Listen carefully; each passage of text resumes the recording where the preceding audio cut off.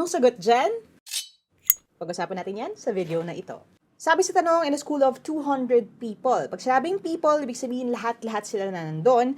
10% are teachers. Among the students, 60% are boys and the rest are girls. Now, if you want to solve it using just one equation, we could write it as this. 200 people multiplied by kung ilan yung students, kasi dalawa yung pieces ng information that we have dun sa hinahanap. They have to be girls and they have to be students.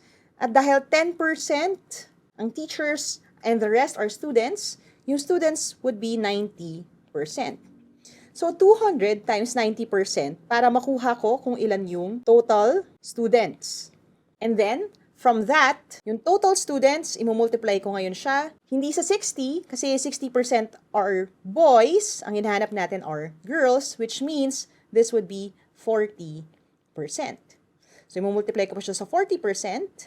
And then that would give me the girl na students. So, you can solve it in one elegant equation as 200 times 90%. Tapos, yung quantity na yan, times 40%. However, dahil yung 90 at 40 hindi ganun kadali i-figure out, is there another way? Kung isa-solve ko to mentally dahil nagmamadali ako sa exam, I will just take 10% ng 200, which is 20. Yung 20 na yan, ibabawas ko dun sa population ng school na 200, which will give me 180 as the number of students. And then, yung 180 na yan, diyan ko ngayon kukunin yung 40% na hinahanap natin. Dahil ang 40% ay apat lang na 10, at ang 10% is just moving the decimal place one step to the left ng 180. This is going to give me 18.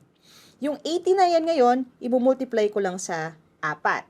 Or gawin ko na lang na 4 na 20, tapos babawasan ko ng 8. This is going to give me 72 girl students. And that's my answer. Now, itry natin kung yun din ba yung sagot kung i-multiply ko siya na ganyan. Calculator na, kasi baka may hindi na naman maniniwala dyan. 200 times 0.9 times 0.4 is 72.